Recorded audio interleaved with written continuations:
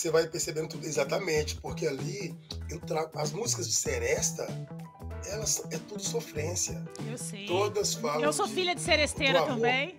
A fé, na verdade, é aquilo que a gente chama de força, ou seja, a força é aquilo que a gente chama de fé. E eu fico muito feliz quando eu consigo, por exemplo, quando eu encontro alguém, isso acontece muito, e a pessoa vem falar de alguma música, mas a partir da letra. Sim. E não só da estética. Está começando Vozes da Vez, com Fabiane Pereira. Oferecimento Natura Musical. Nos encontramos na música. Sérgio Pererê no Vozes da Vez. Que alegria te receber, mesmo através de uma chamada de videoconferência e não presencialmente. Seja bem-vindo. Fabiane, a alegria minha também, né? Sempre um momento bonito, essa chance de poder falar do que a gente veio fazer na Terra, né? Então, é uma alegria, é uma honra para mim também estar aqui. Você tem mais de 25 anos de carreira. Você está lançando agora o seu 16º disco, que é um disco que vem com a chancela Natura Musical. Mas antes de eu falar um pouquinho desse disco, você falou uma coisa interessante, que o seu pai dizia que todo preto era parente. E aí me lembrou Letieres Leite, nosso músico maravilhoso que nos deixou, infelizmente, vítima de Covid. Ele dizia que toda música brasileira é afro-brasileira. Então, de certa forma, estamos todos conectados, né, nessa ancestralidade. Sim. E você é um baita representante da música afro-mineira, né? E aí eu queria que você falasse um pouco dessa sua trajetória de discos antes de chegar nesse trabalho recente, Canções de Outono. Sim. Só que agora você foi tocar no Letieres aí, mexeu no meu coração, porque logo naquele período da pandemia, foi o período onde nós começamos a nos aproximar. Fizemos um bate-papo lindo online, né? Eu, Letieres, Fabiana Cosa, e depois daquilo ele ficou muito... a gente se deu muito bem nessa conversa e a gente se afinou muito nos assuntos, né? E ele falou, cara, eu tenho que trazer você aqui para a gente falar, para as pessoas te ouvirem. Então a gente se afinou muito, sabe? Eu tive um sonho, agora isso... É até legal poder falar isso aqui na rádio, porque são coisas do coração. A gente normalmente, nesses momentos, acaba falando mais da coisa profissional, mas o coração da gente tem que estar, né? Claro, sempre. E o que aconteceu? Eu tive um sonho com ele. Eu sou muito movido por sonhos. E eu sonhei com o Letieres me convidando para a gente fazer um concerto para Deus. Que coisa linda, Sérgio. Eu acordei super emocionado. Sabe aqueles sonhos que você tem e acorda chorando? Claro. Chorando de emoção? Né? E porque a gente estava conversando naqueles dias, eu pensei, eu vou falar com ele, eu vou entrar em contato, falar, olha, tive um sonho com você e tal. E aí eu não mandei mensagem naquele dia. Eu falei, vou esperar uns dias, porque eu imagino que ele vai dar um toque, que ele já tinha falado que queria conversar umas coisas. Falei, eu vou aguardar, ele vai entrar em contato para a gente fazer esse concerto. Eu comecei, para você ter uma ideia, até esboçar algumas letras, pensando no que seria um concerto para Deus, né? De um modo bem amplo, que não aprisionasse Deus dentro de uma religião. Pensar Deus desse modo grande. Só que passam aí poucos dias, eu recebo a notícia de que ele foi lá, pessoalmente, fazer o concerto, né? Ele me chamou, mas não... Tô arrepiada. Foi exatamente isso. Então, eu demorei um tempo para fazer essa associação, que ele tinha dito que queria fazer um concerto para Deus, mas eu não associei, depois da notícia da morte dele, eu não associei com o sonho, sabe? E depois de um tempo, conversando com alguns amigos, eu falei, poxa, mas ele foi fazer o concerto. O que aconteceu foi isso, ele foi fazer, ele só me anunciou que estava indo, né? É isso.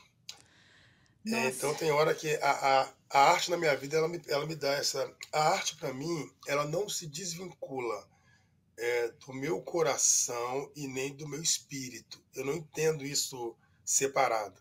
Eu acredito que é tudo uma coisa só, né? A minha arte ela não é o meu ganha-pão. Ela é o meu jeito de existir, sabe? Porque, ou seja, aí ela acaba sendo, inclusive, o meu ganha-pão, né? Ela é a minha forma de estar aqui nesse mundo, de me colocar no mundo. Então, aí pensando em trajetória, é, foram vários álbuns, né? É até difícil de eu conseguir falar o nome de todos, mas tem uma história lá no início com um projeto que era o Tambolelê, que era um trio Sim, sim. que tinha essa coisa mais voltada mesmo para essa. Era uma coisa mais experimental, né? Onde a gente misturava uma coisa mais performática e tinha essa. Era muito temático mesmo, a gente trazia os tambores de modo muito presente. Fizemos 2 álbuns, então na sequência eu já fiz o meu primeiro solo, que foi o Linha de Estrelas, e gostei muito dessa ideia de entrar para o estúdio focado e ir fazendo, né? Então daí fui fazendo uma sequência, eu fiz o Linha de Estrelas, eu fiz o Labdumba, que foi um álbum também bem experimental, onde eu usava a voz fazendo os instrumentos, né? O disco que marcou os seus 25 anos de carreira, fala um pouquinho pra gente sobre esse trabalho, porque eu particularmente achei belíssimo. Ah, que ótimo. O pessoal mandou para você o vinil? Não, né? Não me mandou o vinil, aceito receber presentes. Então, Eu ouvi pelas agora que já plataformas estamos, digitais. agora que já estamos conectados, a gente vai dar um jeito de chegar esse vinil para você. Maravilha. Então, pois é, você foi no melhor lugar. A gente falar desse álbum ajuda a falar da trajetória, porque esse álbum que o História do Mundo Sim, é um álbum que ele é como se fosse um compilado, né? Que inclui coisas que eu gravei durante a carreira. Eu peguei uma coisinha de cada álbum, talvez não tenha todos, mas ele tem pelo menos todas as minhas fases, né? Então, assim, se uma pessoa quiser. Uma pessoa nunca ouviu o Sérgio Pererê, não conhece nada dele.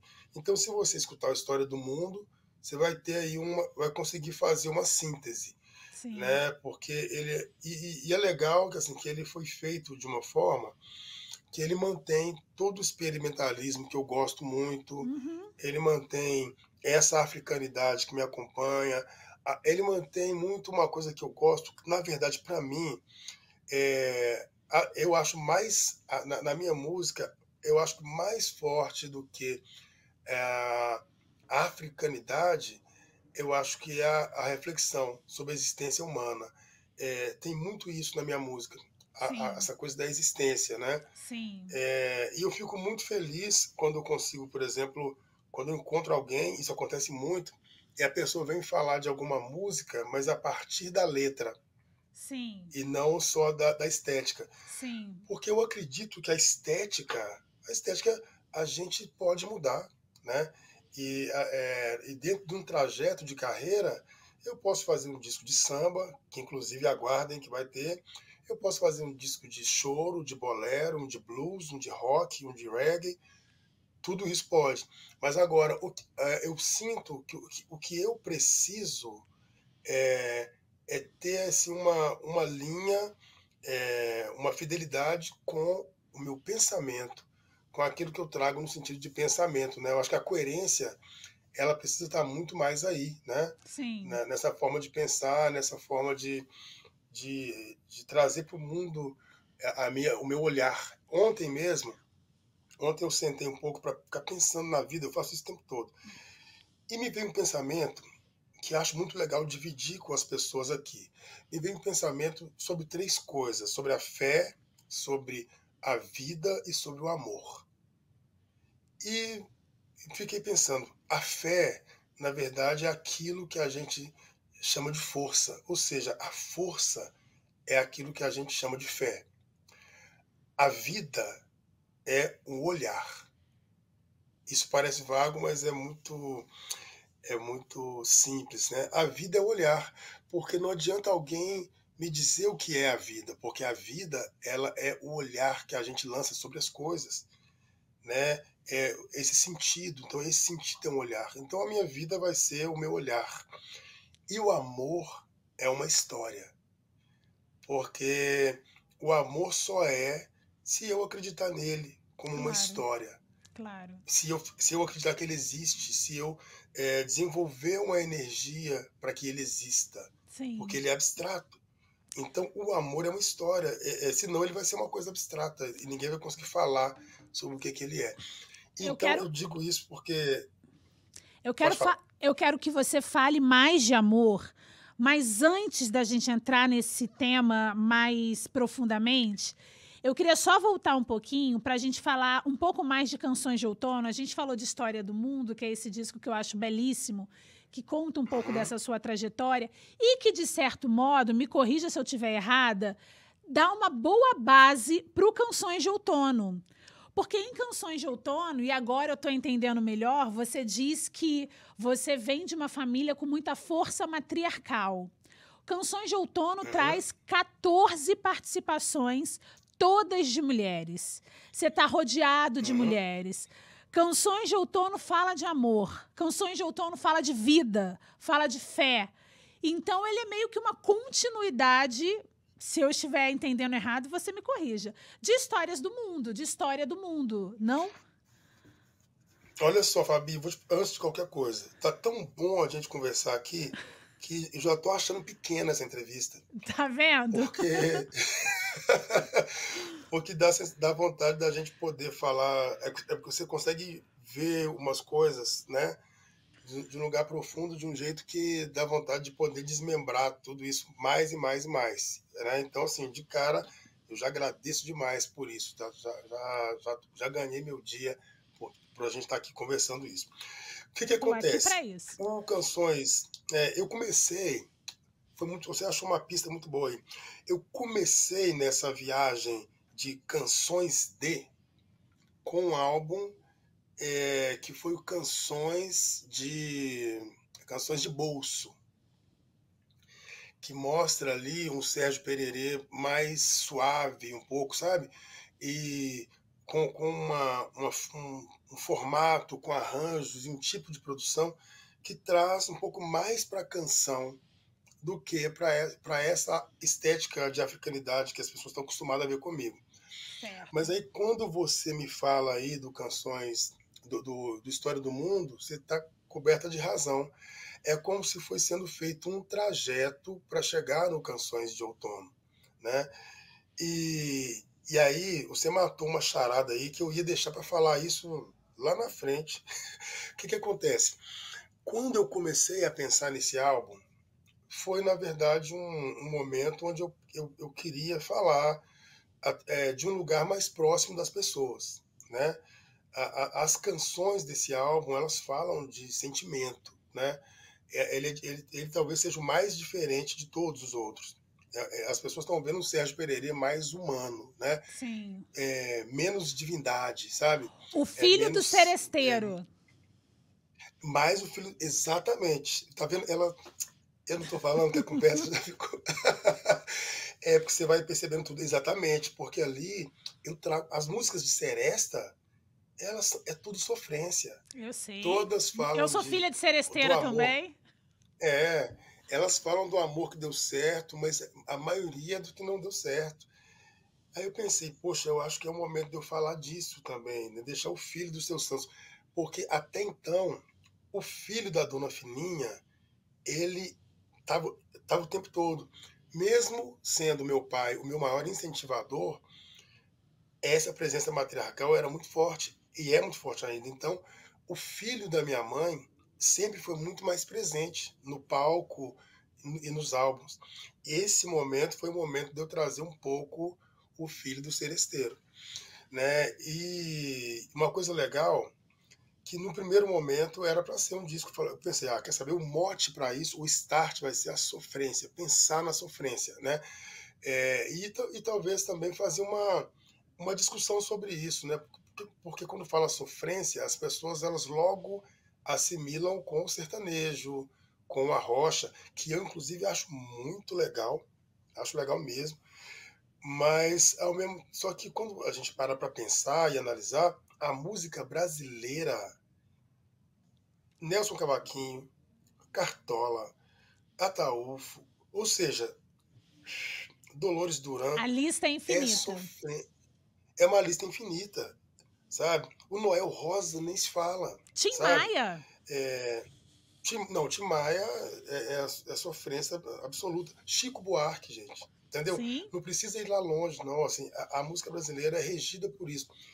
E eu comecei a tentar entender que força que é essa que tem na canção, onde o artista fala do sentimento, né? E isso foi durante a pandemia, logo em 2020. E aí, como estava em isolamento, eu sozinho no apartamento, falei, quer saber, eu quero começar a escrever coisas nesse lugar. Eu comecei a entrar dentro de mim e buscar o que seriam esses sentimentos que seriam matéria-prima para canções desse tipo. Comecei a escrever ali. E aí foi a pandemia passando, a própria pandemia já foi uma sofrência, né? Claro, O claro. próprio isolamento já fomentava isso, então eu fui escrevendo várias coisas. E quando eu vi que tinha ali um tanto de coisa, eu falei, poxa, isso é um álbum. Isso é um álbum. E já comecei a experimentar essas músicas, cantando com violão. Só que aí me deu vontade de chamar algumas pessoas para cantar, né? Só que eu fui me dando conta que eu estava querendo chamar pessoas para tudo, mas eu queria chamar só mulheres. Sabe, foi uma coisa espontânea isso, né? E quando eu me dei conta, o disco já estava, todas as canções tinham uma participação feminina. E uma coisa bonita de dizer é que foram participações assim, foram convites feitos no escuro, porque ninguém sabia o que ia cantar, ninguém conhecia a música. Foi uma coisa das pessoas iam se aproximando, pensando, poxa, quem sabe se você cantasse comigo?